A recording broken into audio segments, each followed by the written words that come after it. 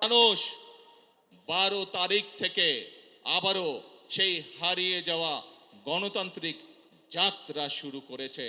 আমরা অতীতে দেখেছি প্রিয় ভাই বোনেরা, যখনই বাংলাদেশ গণতন্ত্রের পক্ষে যাত্রা করেছে আমরা দেখেছি ধীরে ধীরে এই দেশে মিল কলকারখানা গড়ে উঠেছে। প্রিয় ভাই বোনেরা, আমরা দেখেছি অতীতে যখনই বাংলাদেশ গণতন্ত্রের পক্ষে যাত্রা শুরু করেছে তখনই বাংলাদেশের অর্থনীতি ধীরে ধীরে শক্তিশালী হওয়া ধরেছিল। প্রিয় ভাই বোনেরা, আমরা দেখেছি যখনই বাংলাদেশ গণতন্ত্রের পক্ষে যাত্রা শুরু করেছিল তখনই আমরা দেখেছি এই দেশের শিক্ষা ব্যবস্থাগুলোতে সুন্দরভাবে ধীরে ধীরে শিক্ষার পরিবেশ ফিরে এসেছে। প্রিয় ভাই বোনেরা, বাংলাদেশ যখনই গণতন্ত্রের পক্ষে যাত্রা শুরু করেছে, গণতন্ত্রের পথে যাত্রা শুরু করেছে, আমরা দেখেছি ধীরে ধীরে বাংলাদেশ দেশনেত্রী খালেদা জিয়ার নেতৃত্বে বিশ্ব দরবারে এমার্জিং টাইগারের খেতাবে ভূষিত হয়েছিল। কিন্তু প্রিয় ভাই বোনেরা, বাংলাদেশ যখনই গণতন্ত্রের পথে যাত্রা শুরু করে কিছু মহলের সেটি পছন্দ নয়, এবং সেই সকল মহল যারা চায় না বাংলাদেশের মানুষ তার ভাগ্য পরিবর্তনের জন্য পরিশ্রম শুরু করুক, যারা চায় না বাংলাদেশ পৃথিবীর সাথে পাল্লা দিয়ে সামনে এগিয়ে যাক, সেই মহল ষড়যন্ত্র শুরু করে অতীতের মতন। অতীতে যেমন তারা ষড়যন্ত্র করেছিল, প্রিয় ভাই বোনেরা, তাদের সেই ষড়যন্ত্র কিন্তু 12 তারিখের আগে যখন সফল হয়নি, 12 তারিখে যখন তারা দেখলো বাংলাদেশ তো আবার জনগণের সিদ্ধান্ত মোতাবেক চলা শুরু করলো, বাংলাদেশ তো আবার গণতন্ত্রের পথে চলা শুরু করলো, তখন নতুন করে তারা ধীরে ধীরে বিভিন্ন রকম ষড়যন্ত্র শুরু করলো।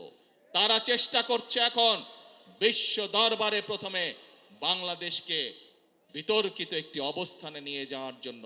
তারা চেষ্টা করছে বিশ্ব দরবারে বাংলাদেশ যাতে বন্ধুহীন হয়ে পড়ে, কিন্তু বিশ্ব দরবার দেখছে বর্তমান সরকারের পেছনে বাংলাদেশের মানুষের জনগণের সমর্থন রয়েছে।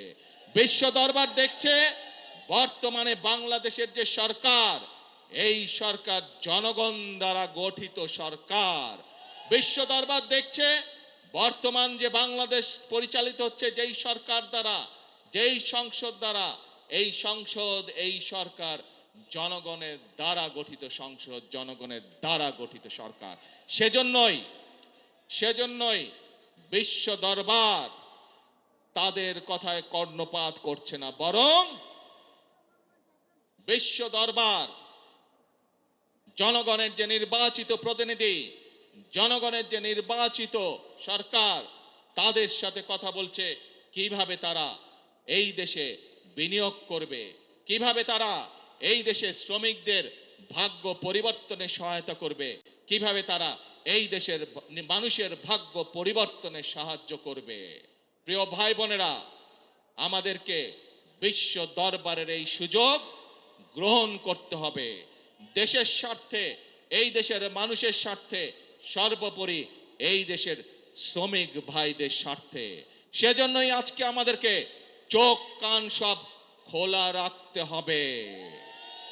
যারা দেশকে বিতর্কিত পর্যায়ে নিতে চায়, যারা দেশে অরাজকতা সৃষ্টি করতে চায়, এরকম যদি কেউ থাকে তাহলে শ্রমিক ভাই সহ প্রতিটি দেশের প্রতিটি বাংলাদেশি প্রতিটি মানুষের কাছে আমার আহ্বান থাকবে, আপনাদেরকে সজাগ হতে হবে, আপনাদেরকে সতর্ক হতে হবে, আপনাদেরকে জেগে উঠতে হবে, আপনাদেরকে তাদের ষড়যন্ত্র প্রতিহত করতে হবে, জবাব দিতে হবে। যেভাবে আমরা স্বৈরাচারকে